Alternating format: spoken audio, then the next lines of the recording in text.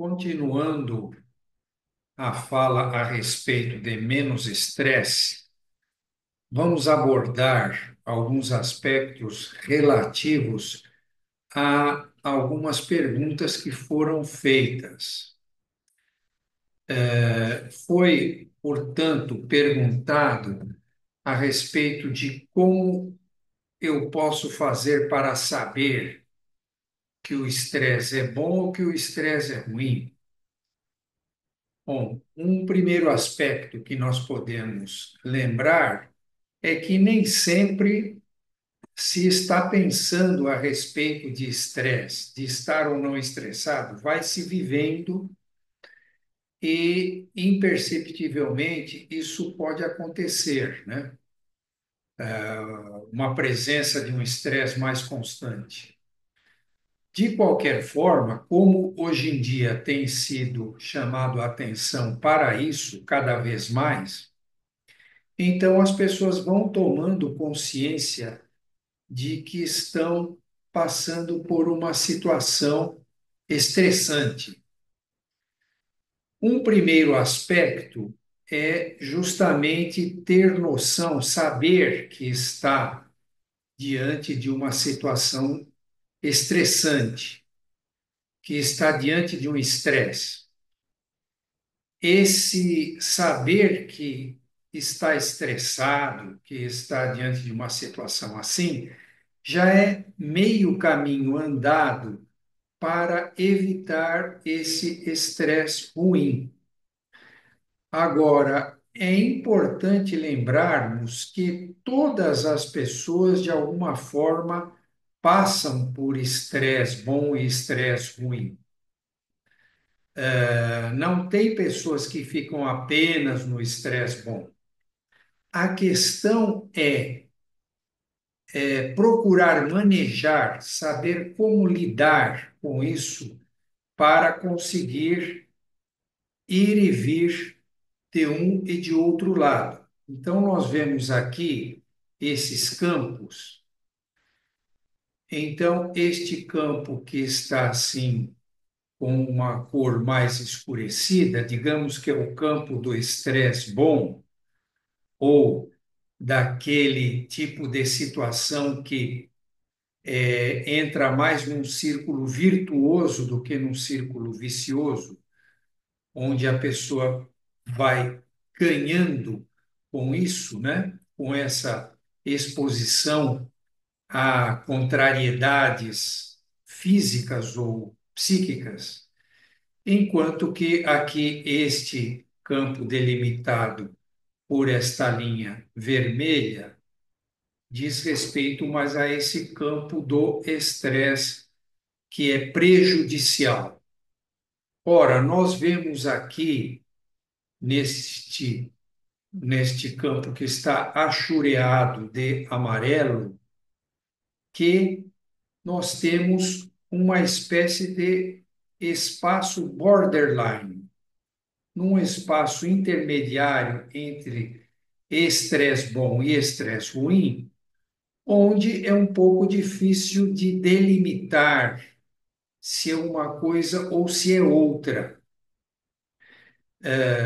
De qualquer forma, este campo intermediário é um campo que, digamos assim, é mais comum na vida alguém entrar e sair deste campo, né?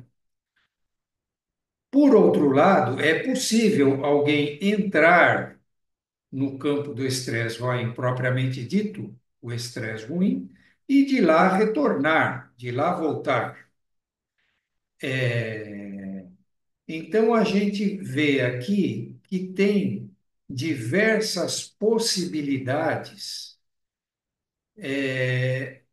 de entrar e sair ou deste campo borderline ou no campo estresse ruim, né?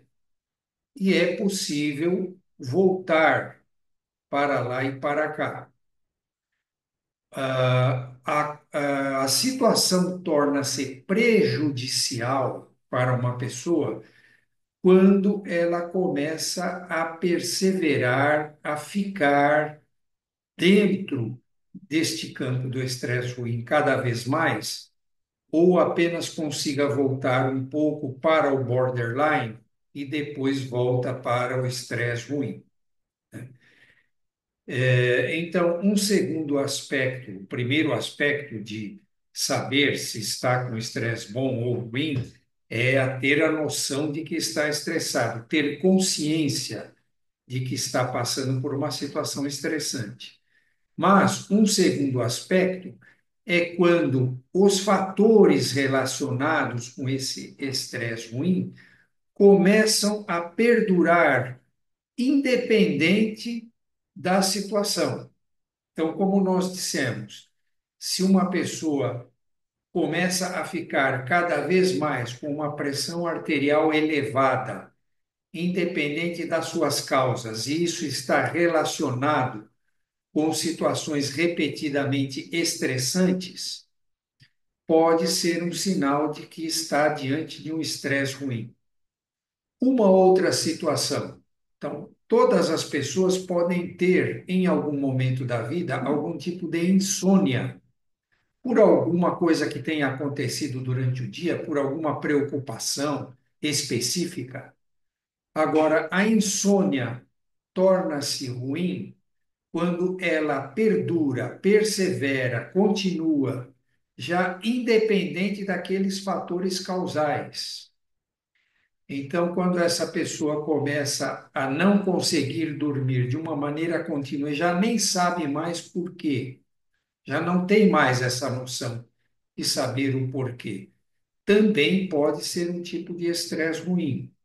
Então, o estresse ruim, muitas vezes ele é perceptível por algum fator orgânico, físico, alguma doença que esteja desequilibrada, que esteja constantemente descompensada e não se encontra de uma maneira tão evidente fatores físicos, orgânicos, causais relacionados com isso. Agora, existem os fatores psíquicos, psicológicos, como tem o estresse pós-traumático.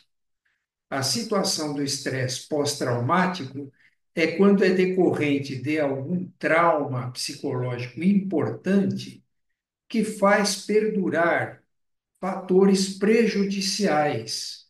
Então, por exemplo, tem o estresse pós-traumático de indivíduos, principalmente de outros países, depois que participam de guerras.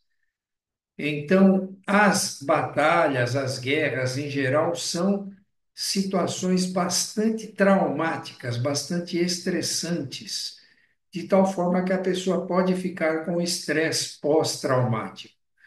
Eventualmente, algumas ocorrências traumáticas na vida também, psicologicamente falando, podem gerar também o estresse pós-traumático quando já perdurar situações estressantes que já não estão mais sob o controle da própria pessoa.